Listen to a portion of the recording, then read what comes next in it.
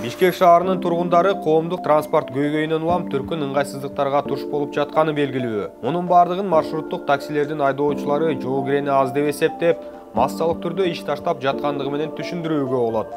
Мындан улам кайрадан коомдук транспортту жандандыруу, тургундарга ыңгайлуу шарт түзүп берүү максатында жол акы баасы маршруттук таксилерде 15 сомго чейин, ал эми муниципалдык транспорт, автобус жана троллейбустарда 11 сомго чейин көтөрүлө турганы белгиленди.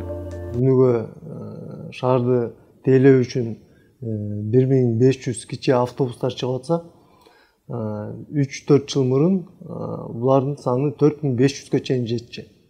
Бүгүнкү күндө ушул жана күйүүчү майлардын кымбатташы, ошол эле автошиналардын кымбатташы байланыштуу айдоочулар жумуштан кетип башташкан. Коомдук транспорттун санын көбөйтүү максатында тышкы инвесторлордун жардамы менен калаага 210 автобус алып келинген. Бирок айдоочулардын жоктугунан улам бүгүнкү күндө 90 гана ишке чыгууда. Алардын жумушу үзгүлтүккө учурабашы үчүн катуу көзөмөл коюлганы айтылды.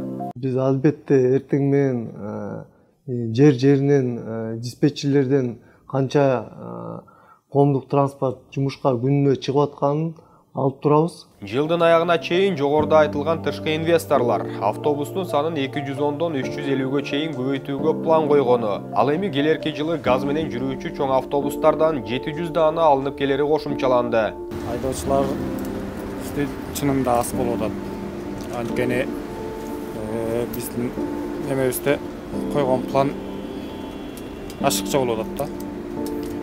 Төгө турган акчанычы водительдер чыгара албай көбү кетип атат. Тургундар үчүн жүргүнчүлөрдү көбүрөөк батырган, кенен транспорттардын келиши алда канча пайдалуу деп эсептегендер көп. Эми ошо маршрутканын ордуна автобус жүргүзүп, автобустан 15 сом кылып койсо жакшы болмок да. Анткени кенен маршруткага түшсөң деген тыгыласың, батпайсың таптакырга. Эми билбейм, элдер кыйналат эле болуш керек.